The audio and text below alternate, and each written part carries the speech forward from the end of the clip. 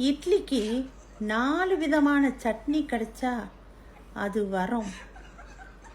ஆனால் அதுவே அது ஃப்ரிட்ஜ்லேருந்து கிடைச்சா அது சாபம். என் மனசை காயப்படுத்திட்டு வேறொரு மனசை தேடி போன உங்களுக்கு என்னோட மனசோட வலி எப்படி தெரியும்? உங்கள் மேலே நான் கொஞ்சம் ஓவராகவே அன்பு வச்சுட்டேன்னு நினைக்கிறேன். அதனால தான் உங்களோட சின்ன மாற்றம் கூட என்னால் தாங்கிக்கவே முடியல. யார் சார் நீங்கள் என்னோட போஸ்ட்டுக்கு அடிக்கடிக்கு லைக்கும் கொமெண்டும் போடுறது? நானும் உங்களை மாதிரி தான் வேலை வெட்டி எதுவும் இல்லாத வெட்டி ஆஃபீஸர். போகிற இடத்துல எங்கேயாவது ஒரு சேர் கிடச்சா அப்பாடான்னு உடனே ஓடி போய் உட்கார நினச்சா வயசாயிடுச்சுன்னு அர்த்தம்.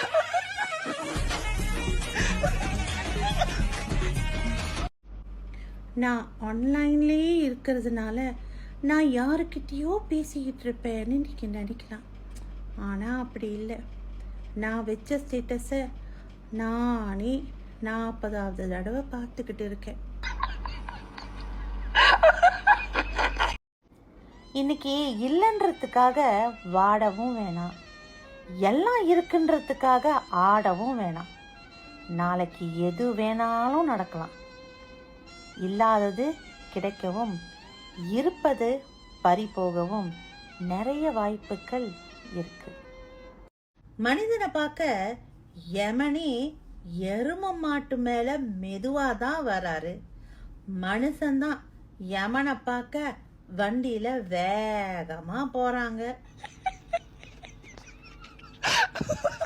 செத்த பிறகு நரகத்துக்கு போவோம்னு கேள்விப்பட்டிருக்கேன். எனக்கு என்னமோ நம்ம வேற எங்கேயோ செத்து இந்த நரகத்துக்கு வந்து வாழ்ந்துட்டுருக்கோம்னு தோணுது. காதலுக்காக அம்மா அப்பாவை விட்டுட்டு வரேன் அப்படின்னு சொல்லி கேள்விப்பட்டிருப்போம். ஆனா பொண்டாட்டி பிள்ளைங்க மருமகளை விட்டுட்டு வரேன் அப்படின்னு சொல்லி கேள்விப்பட்டிருக்கோமா? அங்க நிக்கிறாரு நம்ம தலைவர்.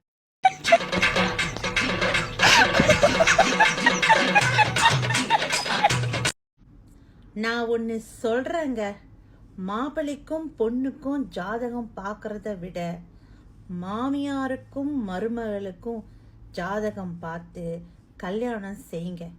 குடும்ப வாழ்க்கை நல்லா இருக்கும்.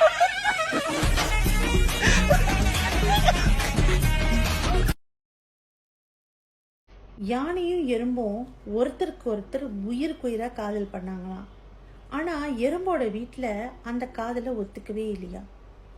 எறும்பு உடனே அவங்க அப்பா அம்மா கிட்ட போய் ஒரு விஷயத்த சொன்னிச்சான். அதை கேட்ட உடனே அதிர்ச்சியாகி எறும்போட அப்பா அம்மா மயக்கம் போட்டே கீழே விழுந்துட்டாங்களாம். அப்படி அந்த எறும்பு என்ன சொல்லியிருக்கோம்?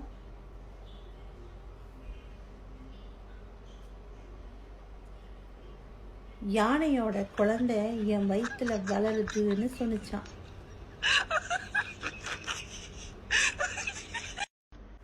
காது வலின்னு டாக்டர் கிட்ட போனதுக்கு பெனடோல போடுங்க சரியாயிரும்ன்றாரு. பார்ப்போம்.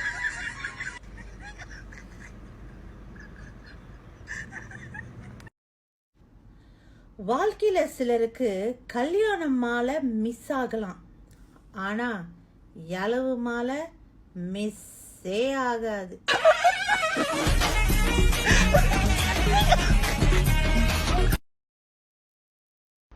திருக்குறளை வாழ்றதுக்காக படித்தவங்களை விட 2 மார்க்கு வாங்கணுன்றதுக்காக படித்தவங்க தான் அதிகம். பல பேருக்கு எதிரி வேற யாரும் இல்லைங்க, நம்ம வாய் தான்.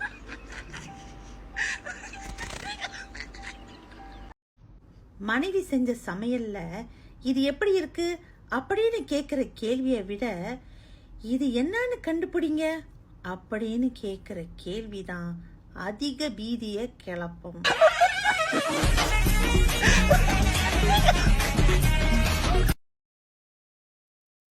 இப்பெல்லாம் ரொம்ப பிடிச்சவங்க கிட்ட கோவிச்சிக்க முடியறதே இல்லை. ஏன்னா அவங்களாம் நம்மளை சமாதானப்படுத்தவும் விரும்புறதில்ல, வேற உறவை தேடி போயிடுறாங்க. யார் உண்மையாக இருக்காங்க, யார் நடிக்கிறாங்கன்னு கூட கண்டுபிடிக்க முடியல. அந்த அளவுக்கு எல்லாரும் செம்மையாக நடிக்கிறாங்க. பிரசவ வலியை பற்றி ஆண்களுக்கு என்ன தெரியும் அப்படின்னு கேட்காதீங்க. அந்த 2 உயிரும் நல்ல விதமாக இருக்கணும்னு அவங்க உயிர் பதற வலி அவங்களுக்கு மட்டும்தான் தெரியும். காது வலின்னு டாக்டர் கிட்ட போனதுக்கு பெனடோலை போடுங்க சரியாயிரும்ன்றாரு. பார்ப்போம்.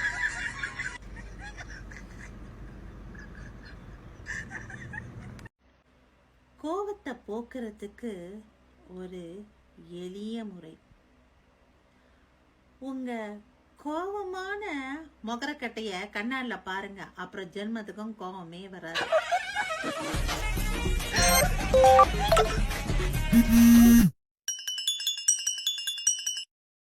இந்த படத்தை தூரத்துல இருந்து வச்சு பாருங்க, அப்படியே ஷாக் ஆயிருவீங்க.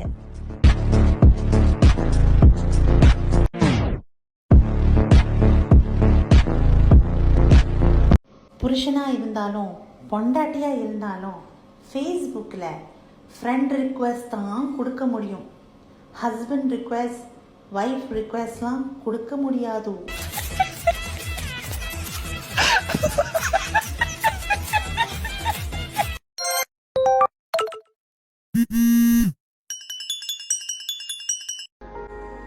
நமக்கு பிடிச்சவங்க கூட சண்டை போடுவதும் ஒரு விதமான ஹாப்பி தான். ஏன்னா சண்டைக்கு அப்புறம் வரும் சமாதானம் கோடி கொடுத்தாலும் கிடைக்காத வரும். அதிகமாக விட்டு கொடுத்து போகிறவங்க கிட்ட உங்கள் திமிரை காட்டாதீங்க. முடிஞ்சா அவங்க உங்களுக்காக ஏன் விட்டு கொடுத்து போகிறாங்கன்னு யோசிங்க. மனசுக்கு பிடிச்சவங்கள கலாச்சி கடுப்பேத்தி அதில் திட்டு வாங்குறதுல கிடைக்கிற சுகம் வேற எதுலையும் கிடைக்காது.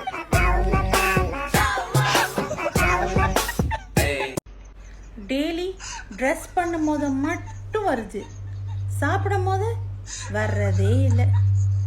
உடம்பு குறைக்கணுன்ற நினைப்பு தான். மனைவியை எல்லா இடத்துலையும் கலாய்க்கிறாங்க ஆண்கள்.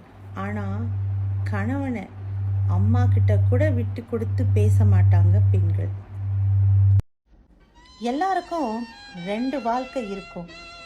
ஒன்று வாழ்கிற வாழ்க்கை, இன்னொன்று வாழணும்னு நினச்சி வாழாத வாழ்க்கை. நீதிபதியோட மகன் திருடன், திருடனோட அப்பா போலீஸ். இதில் நீதிபதி யாரு?